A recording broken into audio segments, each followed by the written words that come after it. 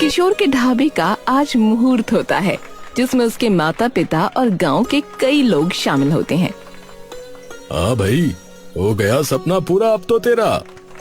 सच में पिछले 5 सालों में इसी की तैयारी कर रहा था तू। पहले तूने होटल मैनेजमेंट करी, फिर नौकरी करी और वो अच्छी चल रही थी, लेकिन फिर तू यहाँ आ गया।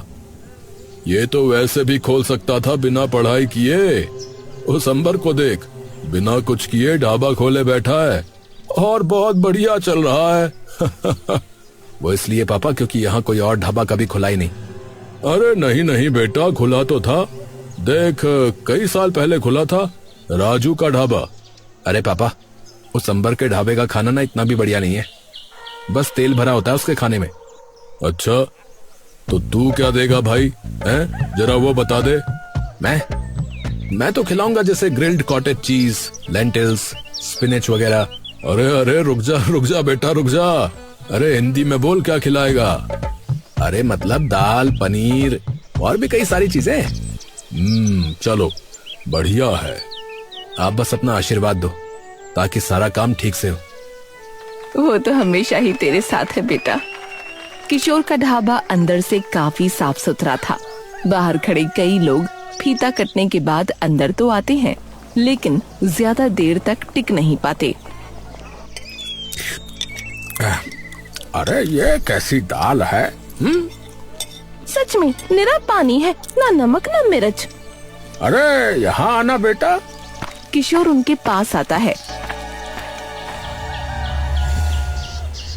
जी बताइए काका। अब बेटा, असल में कुछ अलग तरीके की दाल बनाई है क्या ये? और दाल भी अलग डाली है। अरे उड़द की दाल है काकी ये, और सिर्फ जीरे, नमक और मिर्च में पकी है, जो कि सेहत के लिए बहुत फायदेमंद होती है। ठीक है। किशोर वापस चला जाता है। अरे क्या मरीजों का खाना है ये? आज की बात नहीं आएंगे इस पे। वहीं किशोर के इस नए ढाबे की खबर अंबर चौधरी के कानों तक भी पहुंच जाती है, जिसका ढाबा कई सालों से गांव में था। अरे पिंटू, सुना है नया ढाबा खुला है कोई? हाँ, एक वो चौपाल के पास खुला है। जरा देख कर आते हैं शाम को एक बार कि क्या है और क्या नहीं। ठीक है पापा।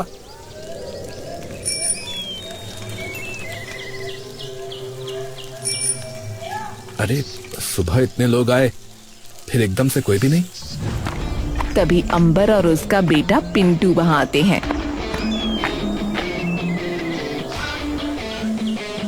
हाँ भाई, मुबारका बेटा जी। नमस्ते काका। मैं तो बस देखने आया था तेरा ढाबा, पर पहले ही दिन ढीला मामला नजर आ रहा है। हाँ जी, वो नया नया है ना, पर चल पड़ेगा थोड़े दिनों में। और उसकी आंखों में आंख मिलाकर उसे तीखी नजरों से देखने लगता है। बेटा जी, बहुत फूल हमने इस चमन में खिलते और मुरझाते देखे हैं, तो हवाओं के रुख से थोड़ा संभल के रहना। पर पापा, पहले ही दिन में हालत देखो, ये फूल तो एक हवा के झोंके में ढह जाएगा। चल कोई ना बेटा, ऐसी छोटी मोटी गलती तो सबसे होती है, पर तू समझदार है, सीख जाएगा। अंबर और पिंटू छाती तान कर वहाँ से चले जाते हैं और किशोर चुपचाप उन्हें खड़ा देखता रहता है। तभी उसकी दुकान पर कुछ गरीब लोग आ जाते हैं। अब बेटा, पूरा दिन हो गया है, हम सब ने कुछ नहीं खाया है। अरे आइए ना काका, बैठिए, इसे अपना ही घर समझिए। सब लोग नीचे बैठने लगते हैं। अरे अरे काका, ये आप लोग क्या कर रहे हैं? ऊपर बैठिए। वो सभी लोग एक दूसरे की ओर देखने लगते हैं और ऊपर बैठ जाते हैं। भगवान तुम्हारा खूब भला करे बेटा। चुप चुप जिए तू लल्ला। किशोर उनके सामने हाथ जोड़कर अपना सर झुका लेता है।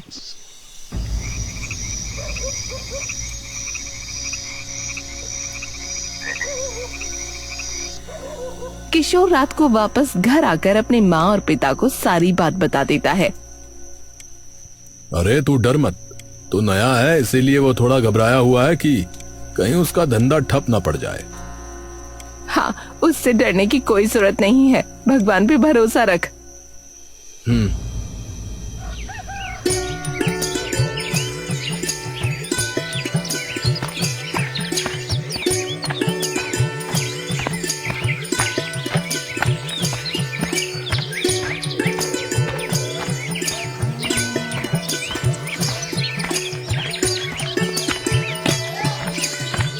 किशोर अपने ढाबे पर जा रहा होता है कि तभी बीच रास्ते में उसकी नजर अंबर के ढाबे पर पड़ती है, जहाँ सुबह सुबह खूब चहल पहल होती है। इसका ढाबा इतना चलता कैसे है? किशोर एकदम से कुछ बेचैन सा हो जाता है और धीरे से उनके ढाबे की रसोई के पास चला जाता है और देखता है कि उनकी रसोई बहुत गंदी हो रखी है। अरे, इतनी गंदगी! तभी पीछे से पिंटू आ जाता है। अरे, खाना बनाना सीख रहे हो क्या भाई? अरे नहीं, मैं तो बस यूं ही देख रहा था। हाँ, और यूं ही देखते ही रह जाओगे भैया। किशोर ये सुनकर एक बार फिर से कुछ नहीं बोल पाता और चुपचाप वहाँ से जाने लगता है। तभी उसका ध्यान उनके ढाबे पर बैठे कुछ ग्राहकों पर चला जाता है। अरे, ये तो वही है जो कल मेरे ढाबे पर आए थे। किशोर चुपचाप अपने खाली ढाबे की ओर देखता रहता है।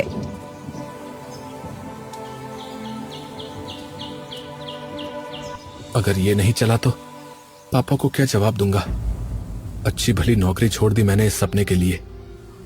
तभी वही गरीब लोग एक बार फिर उसके ढाबे पर आ जाते हैं, लेकिन अब की बार उनके साथ कुछ और लोग होते हैं।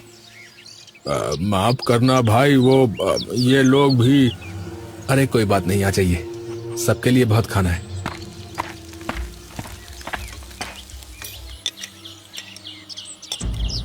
धन्यवाद भैया। किशोर रसोई का कोना कोना बिल्कुल बारीकी से साफ कर रहा होता है कि तभी किसी बर्तन गिरने की आवाज से उसके कान झनझना जाते हैं। किशोर एकदम से पीछे की ओर पलटता है, लेकिन सामने सिर्फ एक बड़ा सा पतीला जमीन पर गिरा उसे नजर आता है। अरे, ये कैसे गिरा? किशोर उस पतीले को झुककर उठाता है, लेकिन जैसे ही वो वापस खड़ा होकर सामने की ओर देखता है तो पसीने की एक बूंद तुरंत उसके माथे पर आ जाती है। बेटा जी, ऐसे कैसे ढाबा चलाओगे? कौन हो आप?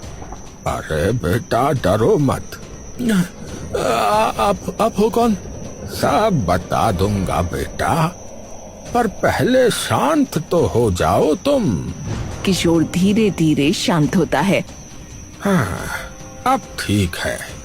ठीक है, पहले तुम बताओ कि तुम हो कौन? मैं हूँ राजू, इस गांव में रहा करता था और मेरा भी ढाबा हुआ करता था कभी यहाँ। एक मिनट, आप वो राजू ढाबा वाले राजू हो क्या? आपके बारे में तो पापा ने मुझे कई बार बताया। हाँ, वही वाला। आप भूत बन के यहाँ पर क्यों आए हो? लेकिन 2 दिन से देख रहा हूँ कि तुम अपने ढाबे पे क्या बनाते हो और कैसे देते हो, कितने साफ सुथरे तरीके से काम करते हो, वगैरह वगैरह। लेकिन क्या फायदा, कल दोपहर से मुश्किल से 5 लोग भी नहीं आए। अब बेटा, धंधा करने से पहले ये देखो कि आसपास के लोग वहाँ के कैसे हैं, उन्हें क्या चाहिए। धंधा सफल वो नहीं होता जहाँ मालिक अपने मन की चीजें लोगों को देना चाहता है। धंधा कामयाब वही होता है जहाँ वो लोगों को उनके मन की चीजें देता है, समझे? मतलब? अरे मतलब ये कि तैयार तो इतनी चीजें कर दी लोगों के लिए, पर एक भी चीज ऐसी नहीं है यहाँ जो लोगों को चाहिए हो। अरे ये देसी लोग हैं गांव के बेटा जी, इन्हें चाहिए घी में डूबी रोटी, तड़के वाली दाल, शाही पनीर, पालक पनीर। और तुम क्या दे रहे हो? पालक और मक्के के दाने। पर ये सभी सेहत के लिए फायदेमंद है, इसलिए उन्हें ये खाना चाहिए।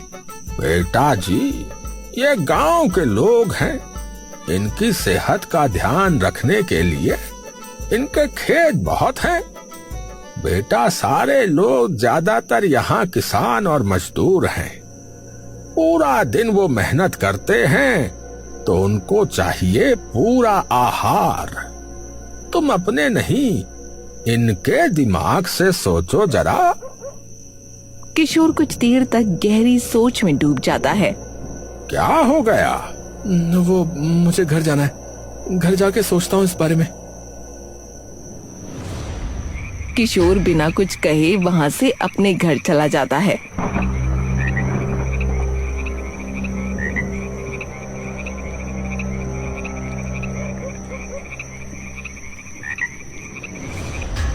बात तो उन्होंने ठीक कही है।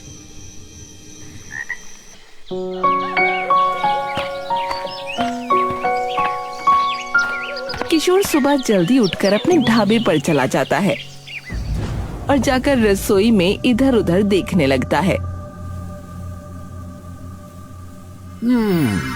किसे ढूंढ रहे हो बेटा? अरे भगवान, अरे बता के आया करो चाचा। अच्छा जी मास्टर साहब, अच्छा।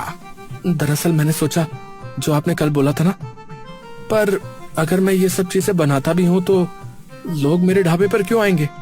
उस अंबर के ढाबे पे ये सभी चीजें बन तो रही हैं, मैं क्या अलग दूंगा उन्हें? अलग?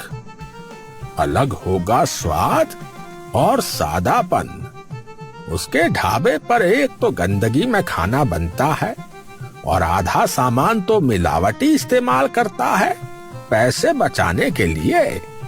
तो तुम उन्हें शुद्ध और स्वादिष्ट खाना दोगे बेटा, जिससे कि उनकी सेहत को भी फायदा होगा, जो कि तुम चाहते ही थे।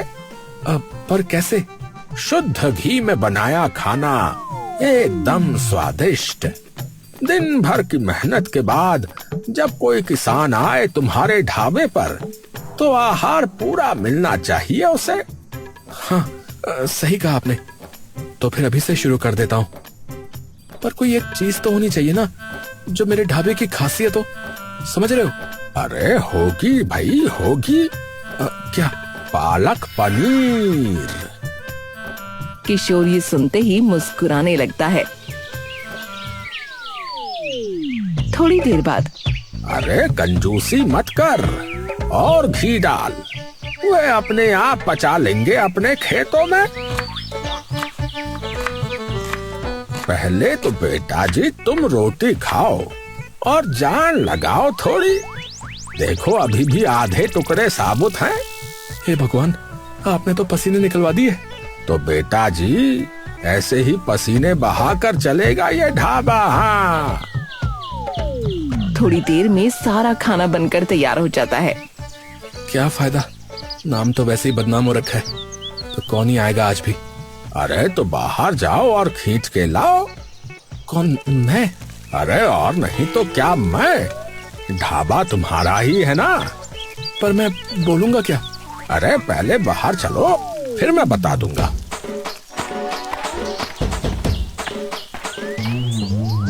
किशोर बाहर जाकर इधर उधर देखने लगता है। अरे जा, अब रोक किसी को। मुझे शर्म आ रही है। अरे भैया, शादी के लिए हाथ नहीं मांगना है तुम्हें, बस अंदर आने के लिए बोलना है। और बता तो मैंने दिया ही है, क्या बोलना है? किशोर तभी जाकर वहाँ से गुजरते कुछ लोगों को रोक लेता है। अरे भाई साहब आइए ना, नया ढाबा खुला है, बढ़िया स्वादिष्ट खाना खाइएगा। अरे नहीं नहीं भाई, तोहार खाना तो बहुत फीका होता है। हाँ, अरे अब नहीं है, सब बदल दिया भाई। अब एकदम शुद्ध देसी घी से बना खाना आपको मिलेगा, जैसे कढ़ाई पनीर और पालक पनीर तो हमारे यहाँ का खास है। आप एक बार आके देखिए तो सही।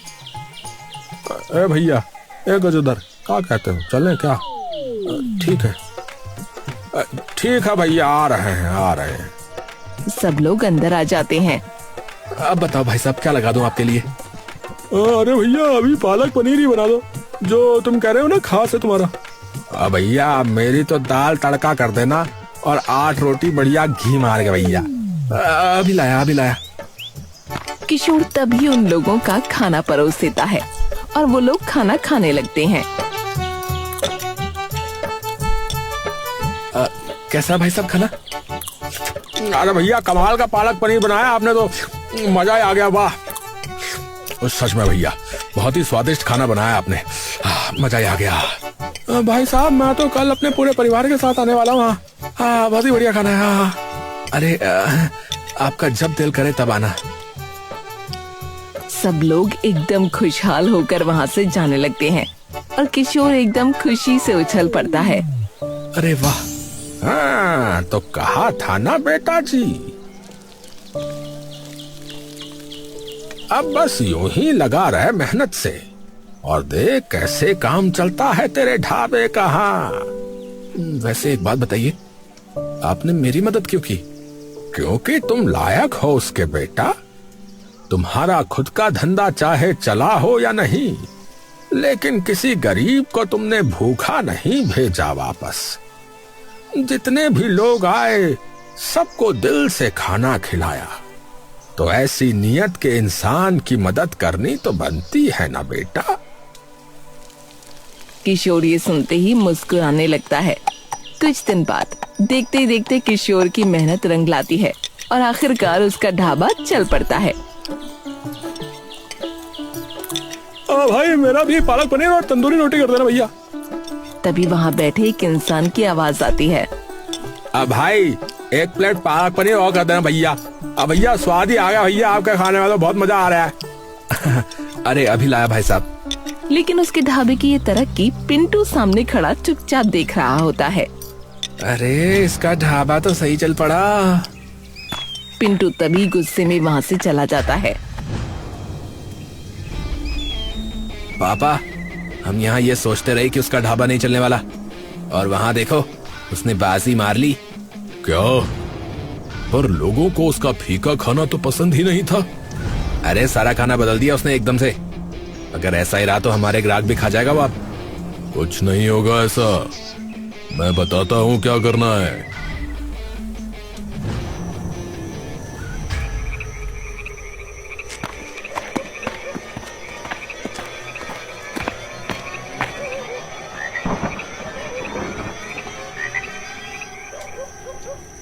वो सभी रसोई के अंदर घुस जाते हैं और इधर उधर देखने लगते हैं। तभी जोर से राजू की बस आवाज उन्हें आती है। निकल जाओ यहाँ से, मुझे पता है तुम क्यों आए हो। वो सभी डर कर इधर उधर देखने लगते हैं। कौन है बे? कौन है यहाँ? अपने पिताजी को बोलियो कि अब ये पैतरे नहीं चलने वाले। जाओ भागो यहाँ से। वो सभी के सभी लोग तभी वहाँ से दुम दबा कर भाग जाते हैं। अगले दिन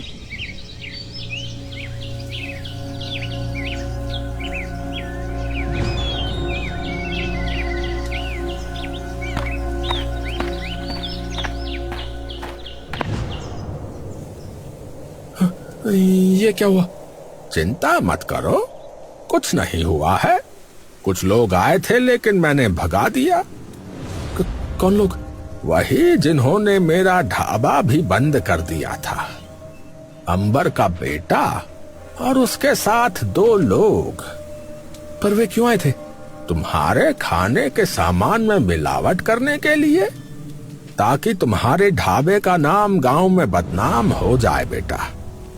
हाँ जब ढाबा खुला था तब उसके पापा मुझे धमकी भी देकर गए थे। ये पुरानी आदत है उसकी। तो आपका ढाबा उसने बंद करवाया था? हाँ, जब मैंने अपना ढाबा खोला था तो वो भी शुरुआत में खूब चला, लेकिन जब अंबर के ग्राहक कम हो गए तो उसने एक दिन न जाने कैसे मेरे खाने के सामान में मिलावट करवा दी, जिसकी वजह से लोगों को खूब दिक्कत आ गई। उन्होंने जाके मेरी फरियाद सरपंच से कर दी और फिर मेरा सिर्फ ढाबा बंद नहीं हुआ, बल्कि मेरे और मेरे परिवार को इस गांव से निकाल दिया गया। और गरीबी की हाय मुझे ऐसी लगी कि कुछ सालों में मैं भी। हे भगवान। पर चिंता मत करो, अब वो तुम्हारा कुछ नहीं बिगाड़ पाएगा, क्योंकि अब तो मैं तुम्हारे साथ हूँ। पहले तो उससे मैं बात करूंगा कि चाहता क्या है। अंबर बैठा है और उसका बेटा खड़ा है। क्या? पर ऐसा कैसे हो सकता है? अरे मैं झूठ नहीं बोल रहा हूँ पापा, वहाँ सच में कोई था। तभी वहाँ किशोर घुस आता है। हाँ भाई, बहुत शौक है दूसरों के ढाबे में घुसने का। ओए, तू अंदर कैसे आया? पहले ये बता कि तू अंदर कैसे घुसा। आगे से अपने बेटे को समझा के रखना, वरना अगर ऐसी हरकत करी तो अगली बार सीधा पुलिस के पास जाऊंगा। किशोर बिना किसी की एक बात सुने वहाँ से वापस चला जाता है। तू तो कह रहा था कि तुझे किसी ने नहीं देखा, फिर उससे कैसे पता चला? अरे हाँ, तो सच में नहीं देखा था, पर मुझे नहीं पता इसे कैसे पता चला। कुछ भी हो, पर इस कल के आए छोरे की इतनी हिम्मत कैसे हो गई कि ये हमारे ढाबे पे घुस के हमें धमका के चला गया। अब तो जा, इसे मैं अपने आप देख लूंगा।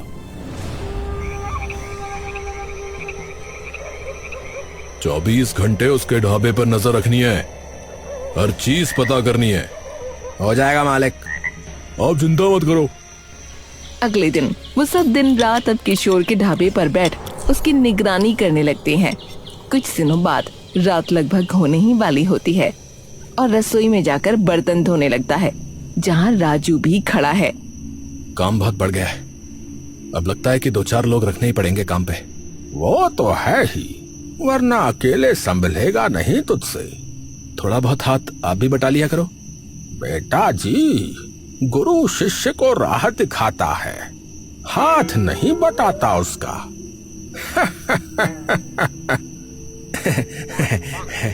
किशोर और राजू हंसने लगते हैं। उसी वक्त बाहर खड़े अंबर के वो जासूस अपने सामने का नजारा देख दंग रह जाते हैं। अरे भैया, अरे ये अकेले किससे बतिया रहा भैया? अरे भैया, हमें क्या पता, चलो जो देख रहे हैं वही बता देते मालिक को। क्या सच में? हाँ मालिक, हमने अपनी आंखों से स्वयं देखा है। अब आएगा मजा।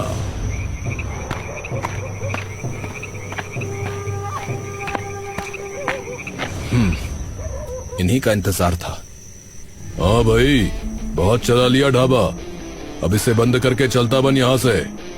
ओहो, मैं तो डर ही गया। आखिरी चेतावनी है, फिर मत बोलियो कि मैंने बताया नहीं। मुझे सब पता है कि कौन सा भूतिया ढाबा चला रहा है तू।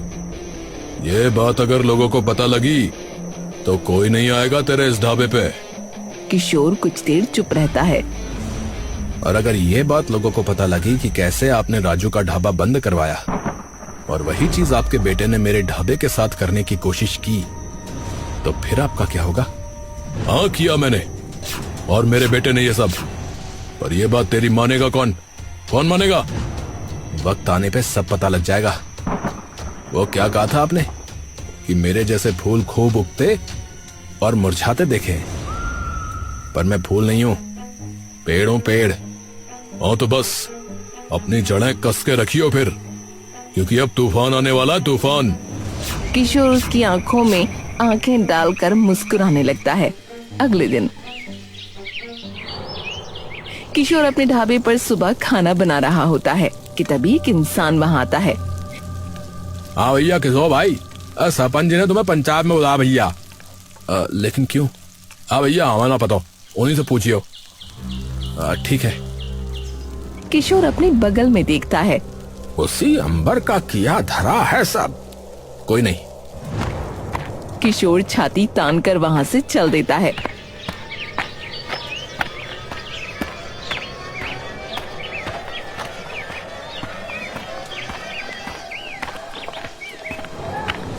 तुझे पता है भाई किशोर, तुझे क्यों बुलाया है? नहीं जी। क्योंकि हमारे अंबर भाई का ये मानना है कि आप अपने ढाबे में टोना टोटका करते हो। जिन्हें हम नहीं देख सकते हैं उन्हें आप देख सकते हो और उनसे बात भी कर सकते हो। ये सुनते ही सब लोगों की आंखों में डर छा जाता है। बिल्कुल झूठ है सरपंच जी। अरे बाकी के लोगों से पूछ लो। हाँ सरपंच जी, हमने देखा था इन्हें बात करते। हाँ सरपंच जी, यहाँ से रहते हैं। अरे कोई सबूत है इसका कि तुमने देखा था? हाँ भैया, हमने अपनी आंखों से देखी। सरपंच जी, ऐसे तो मैं कह दूं कि मैंने अपनी आंखों से अकबर को देखा था, आप मान लोगे? अरे हमें क्या पता, ये लोग झूठ भी तो बोल सकते हैं। हाँ बात तो सही कही। अब मैं एक बात बताता हूँ जो आप सबको नहीं मालूम शायद। हाँ कौन सी बात? इन्होंने और इनके बेटे ने थोड़े दिन पहले मेरे खाने के सामान में मिलावट करनी चाहिए थी। इनका बेटा मेरी दुकान का ताला तोड़कर घुस आया था, लेकिन कुछ कर नहीं पाया, और ऐसे ही इन्होंने बदनाम किया था राजू के ढाबे वाले राजू काका को, जिनको आप सभी ने गांव से बाहर निकाल दिया। अरे क्या सबूत है, क्या सबूत है? कुछ भी बोले जा रहा है। किशोर तभी अपनी जेब से एक फोन निकालता है। ये है मोबाइल, मेरे शहर वाले दोस्त ने मुझे तोहफे में दिया था। इसमें पता है लोगों की बातें हम रिकॉर्ड कर सकते हैं। मतलब? किशोर वॉइस रिकॉर्डिंग ऑन करता है। सरपंच जी कुछ बोलो। मैं क्या बोलूं? बहुत है। किशोर उन्हें वो वॉइस रिकॉर्डिंग सुना देता है। अरे वाह, ये तो कमाल है ना? अब इसी में मैंने कल शाम को भी एक चीज रिकॉर्ड करी थी, सुनाओ? सुनाओ। किशोर पिछले दिन हुई अपनी और अंबर की बात उन सभी के सामने चला देता है। और अगर ये बात लोगों को पता लगी कि कैसे आपने राजू का ढाबा बंद करवाया, और वही चीज आपके बेटे ने मेरे ढाबे के साथ करने की कोशिश की, तो फिर आपका क्या होगा? हाँ किया मैंने, और मेरे बेटे ने ये सब। पर ये बात तेरी मानेगा कौन मानेगा? वक्त आने पे सब पता लग जाएगा। ये सुनकर सब गांव वाले चौंक जाते हैं। ओह, तो तूने किया था वो सब? अरे उस बेचारे निर्दोष और उसके पूरे परिवार को हमने बाहर निकाल दिया, और तू चुपचाप देखता रहा। अब तू निकल यहाँ से, जा यहाँ से, इसकी कोई जरूरत नहीं है।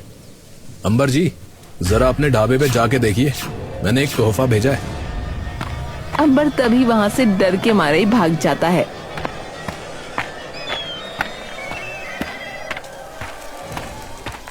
और अपने ढाबे को देखता है कि वहाँ कई सारे पुलिस वाले और सरकारी अफसर मौजूद हैं।